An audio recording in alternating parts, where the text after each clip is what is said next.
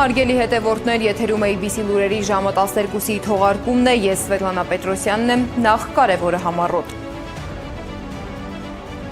Ուժեղ Հայաստանը վիճարկում է ընտրության ընթացքը, ինչ խախտումներ են արձանագրել։ Բաքվում շարունակվում է հայ գերիների դատավարությունը, ինչ զարգացումներ կան։ Արթուր Օսիպյանը 20 օր է հացադուլ է անում, փաստաբանը մանրամասներ է պատմել նրա առողջական վիճակի մասին։ ՄԱԿ-ի գլխավոր քարտուղարը մտահոգված է, ինչ կոչ է անում Գուտերեշը։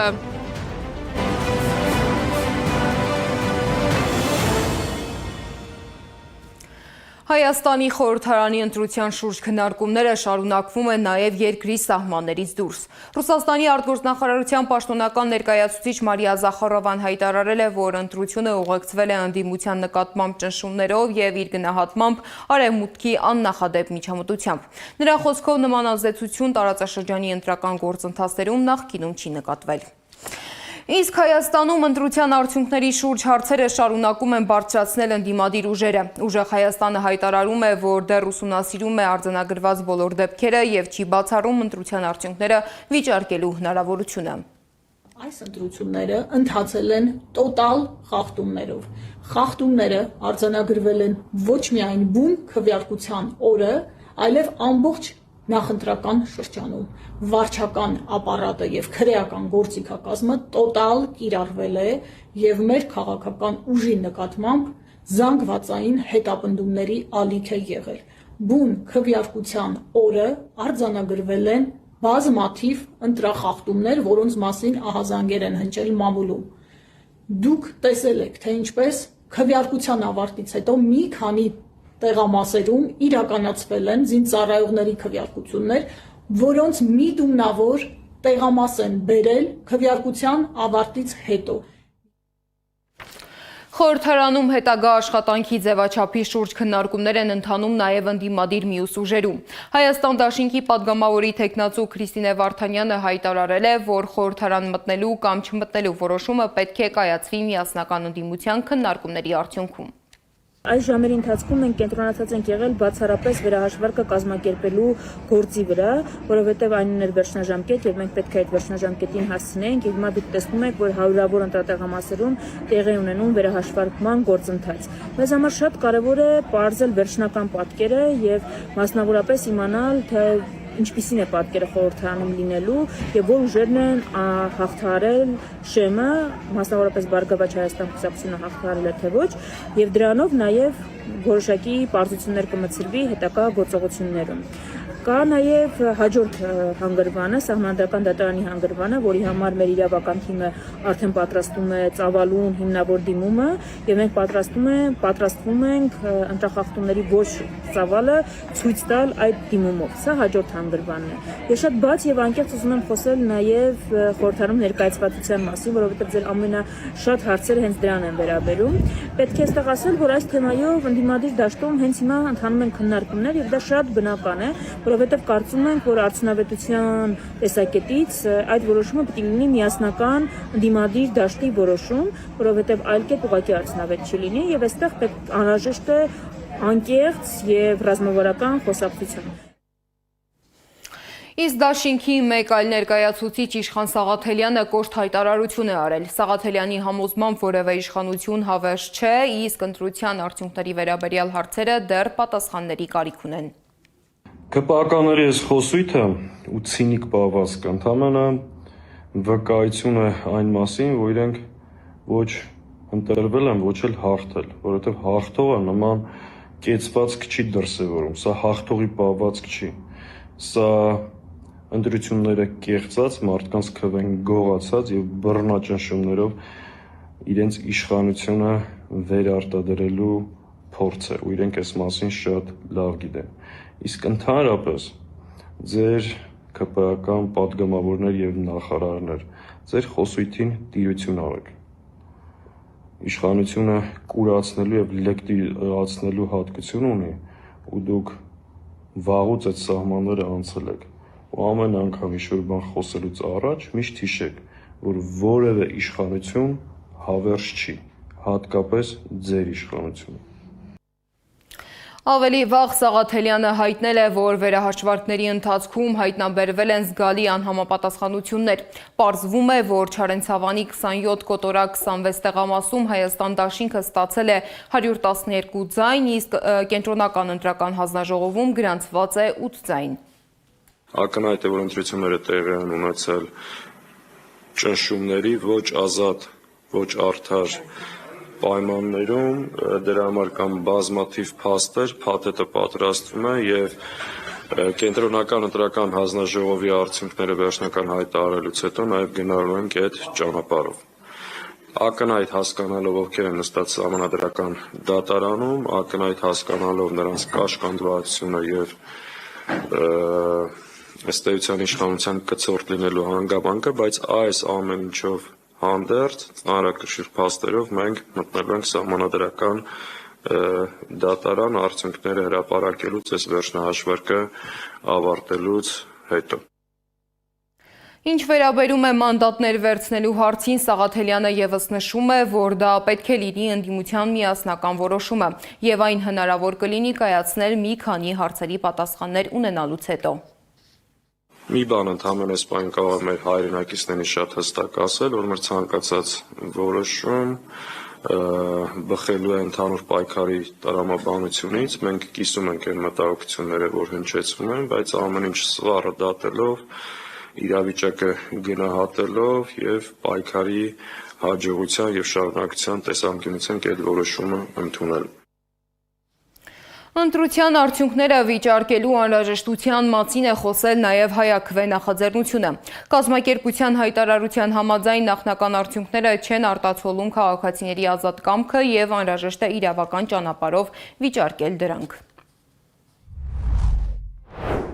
Անգամ այս խայտառակ ճնշումների պարագայում գործող վարչախումբը մանդատ չստացավ Հայաստանի Հանրապետությանն Ալիևյան սահմանադրություն պարտադրելու համար։ Այն նաև մանդատ չստացավ միանձնյա ազգային ժողովում սահմանադրական օրենքներ փոփոխելու, գլխավոր դատախազի, դատավորների, պետական անկախ մարմինների ղեկավարների եւ անդամների պաշտոններում իր դրածոների նշանակելու համար։ Այս պայմանում ժողովրդի իրական քվեն ստացած քաղաքական ուժերը հետևողականություն դրսևորելու պարագայում ոչ միայն հնարավորություն կունենան խափանելու վարչախմբի հակահայ ծրագիրը, այլև ժամանակի ընթացքում վերջնականորեն հեռացնելու նրան իշխանությունից։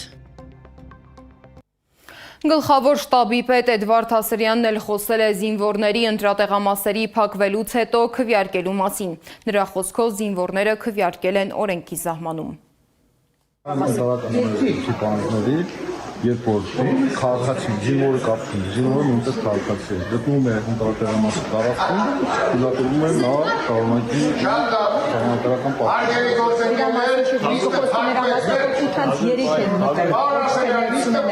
այդ հարցերը արդեն կենտրոնական ընտրական հանձնաժողովի ընտրատեղամասային նախագահներ կամ ծույլ են։ Բայց ինչ ձեզ չէ տակնվում այդ հարցերը, ձեր տիրույթում է դա հաշվի։ Իրենց քնի հաշվին դա կազմակերպվում։ Ինչի հաշվին, ես շաշկացալի հաշվին։ Քունը իրենց 10-ին չի զինվորների քունը։ Բա ինչու են իրենք մեկին դեռ, այսինքն նա ոչ չէ ավելի շուտ իրենց բերել, որ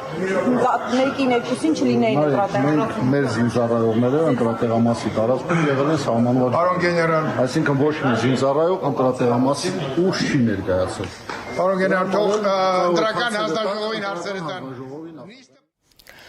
Քաղաքական օրակարգում շարունակում է մնալ նաև Արցախի թեման։ Արցախի պետնախարար Նժդե Իսկանդարյանի գնահատմամբ Հայաստանի խորհրդարանական ընտրությունը բազմաթիվ հարցեր են առաջացրել։ Իսկանդարյանը նաև ընդգծել է, որ հազարավոր արցախցիներ չեն կարողացել մասնակցել ընտրությանը, սակայն անկախ արդյունքներից Արցախի ժողովրդի իրավունքների պաշտպանության հարցը շարունակում է մնալ օրակարգում։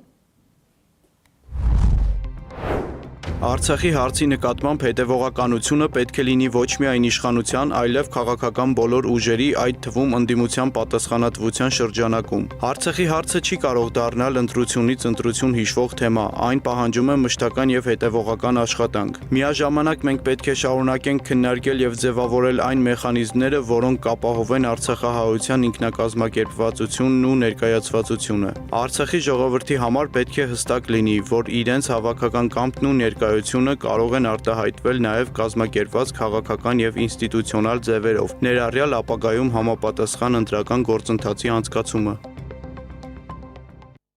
Իսկ Բաքվում շարունակվում է Արցախի նախկին ռազմաքաղաքական ղեկավարության եւ մյուս հայ գերիների գործերով դատավարությունը։ Վերաքննիչ դատարանում արդեն սկսվել են կողմերի ելույթները։ Ըստ ադրբեջանական լրատվամիջոցների մեղադրյալներին տրամադրվել են պահանջված փաստաթղթերի թարգմանությունները։ Հաջորդ նիստը նշանակված է հունիսի 16-ին։ Հայաստանում ուշադրության կենտրոնում է նաև Արցախի հեղափոխական կուսակցության նախագահ Արթուր Օսիպյանի առողջական վիճակը։ Նա արդեն 20 օր է հացադուլ է անում։ Փաստաբանի փոխանցմամբ Օսիպյանի մոտ նկատվում են թուլություն եւ գլխապտույտ, իսկ նա հրաժարվում է նաև բուժզնությունից։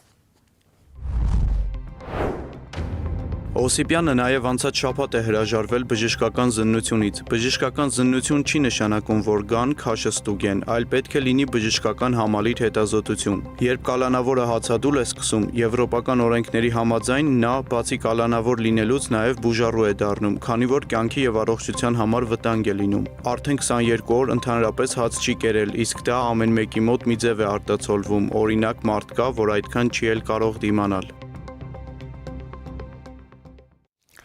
Ներքաղաքական զարգացումների ֆոնին նոր քրեական գործեր են հարուցվում։ Հակակոռուպցիոն կոմիտեն տեղեկացնում է, որ հանրային քրեական հետապնդում է հարուցվել բլոգեր Միկա Բադալյանի նկատմամբ։ Դատարանը բավարարել է նրա նկատմամբ կալանք կիրառելու միջնորդությունը։ Քրեական հետապնդում է հարուցվել նաև Կոտայքի նախկին մարզպետ Կարապետ Գուլոյանի Գագիկ Ծառուկյանի փեսայի նկատմամբ։ Ըստ դատախազության նա ապօրինի գործողություններ է իրականացրել այն գույքի նկատմամբ, որը գտնվում էր արգելքի տակ։ Խոսքը Առինջ գյուղում գտնվող առանձնատան մասին է։ Իսկ դրանից առաջ հանրային քրեական հետապնդում էր հարուցվել նաև Բարգավաճ Հայաստան կուսակցության առաջնորդ Գագիկ Ծառուկյանի նկատմամբ։ Դատախազությունը խոսում է առանձնապես խոշոր չափերով հարկերից խուսափելու մասին։ Քաղաքական եւ իրավական այս զարգացումների ֆոնին ողբերգական դեպք է գրանցվել Երևանում։ Շենգավիթ վարչական շրջանում մեքենա վարելու շուրջ ծագած վեճը վերածվել է դանակահարության։ Արդյունքում մահացել է 27-ամյա երիտասարդ։ Թե ինչ հանգամանքներում է վեճը հասել ողբերգական ավարտի, Սեդակ Յուրեղյանի ռեպորտաժում։ 16-ամյա տղան դանակահարել է 27-ամյա երիտասարդի։ Ընտրության օրը Շենգավիթի թիվ 27 դպրոցի ընտրատեղամասից փոքրինչ հեռու։ Մի քանի կտրած ծակած վերքերով երիտասարդին տեղափոխել են հիվանդանոց, րոպեներ անց մահացել է։ Վիճաբանությունը Արտաշիսյան փողոցում է սկսվել երեկոյան ժամը 8-ին մոտ։ Մեքենան արագ վարելու հարցի շուրջ վեճը վերածվել է ծեծկռտուքի, որի ընթացքում էլ մասնակիցներից մեկը դանակով մի քանի անգամ հարվածել է 27-ամյա երիտասարդին։ Ականատեսներից մեկը պատմեց շտապօգնությունը ուշ է հասել։ Տղան երկար ժամանակ արյունահոսել է։ Ենթաջյալ սպանողին 16-ամյա տղային դասավանդող ուսուցիչներն ասացին, տղան աշխատում էր, տարիքին բնորոշ վարք ուներ։ Սպանված 27-ամյա երիտասարդը նույն դպրոցի շրջանավարտ է եղել։ Այս դպրոցի շրջանավարտ է, մենք դաս չենք տվել, բայց գիտենք շատ լավ տղա է եղել էլի, խելացի։ Ուսուցիչները ճանաչում են նաև սպանվածի մորը, որը նույնպես ուսուցիչ է, մի քանի ամիս իրենց դպրոցում է աշխատել։ 2 ամիս կարծեմ մայրն է մեր մոտ աշխատել, ինչ-որ փոխարինող թե ինչ-որ տենց մի բան։ Մի քանի բնակիչներ էլ ոչ ցանկացան տեսախցիկի առաջ խոսել, լսել էին, շուտով տղայի հարսանիքը պիտի լիներ։ Ընտրության օրը 8 կոտորակ 24 ընտրատեղամասում գտնվող ականատես դիտորդական առաքելությունն է ֆիքսել առաջին կադրերը եւ դիմել ոստիկանություն։ Մեր դիտորդներն արձանագրել են արտակարգ դեպք 8 կոտորակ 24 տեղամասի հարակից տարածքում դեպքի վերաբերյալ տեղեկությունը եւ նյութերը փոխանցել են իրավապահ մարմիններին։ Ահազանգից հետո դեպքի վայր են ժամանել ոստիկանության Շենգավիթի բաժնից ու քրեական ոստիկանությունից։ Քննչական կոմիտեից հայտնեցին անչափահաս կասկածյալին ու միջադեպի մյուս մասնակիցներին հայտնաբերել, ձերբակալել են։ Նախաձեռնվել է քրեական վարույթ սպանության եւ մի խումբ անձանց կողմից խուլիգանություն կատարելու հատկանիշներով։ 3 անձ ձերբակալվել է, այս պայն կատարվում է նախաքննություն։ Սա սպանության 20-րդ դեպքն էր այս տարվա հունվարի 1-ից ի վեր, հայտնում են ներքին գործերի նախարարությունից։ Նախորդ տարի այս ժամանակահատվածում թիվը 21 էր։ Վերլուծությունը ցույց է տալիս սպանությունների մեծ մասը կենցաղային թեմաների կամ հանկարծակի ծագած վեճերի հետևանքն են լինում, մանրամասնում է ներքին գործերի նախարարությունը։ Սեդակ Յուրեղյան, Էրիկ Մալաքյան, Նոնա Գևորգյան, ABC Media։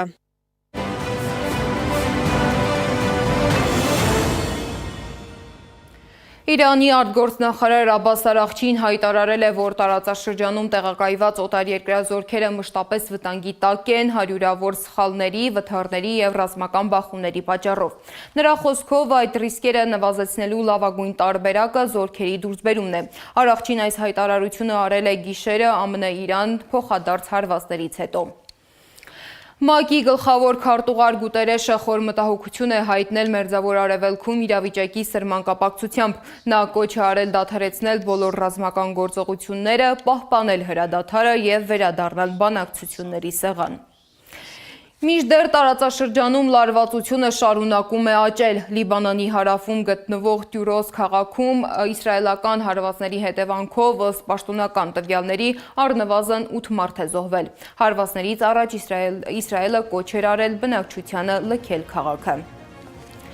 Այս ժամի համար նախատեսել էինք այսքանը, շարունակեք հետևել մեզ սոցիալական բոլոր ցանցերում կամ այցելեք մեր պաշտոնական կայք 3w.abc.media.am։ Շնորհակալություն, որ մեզ հետ եք։ ABC լուրերի հաջորդ թողարկումը ժամը 15-ին է, տաղավարում կաշխատի Գառնի Մութաֆյանը։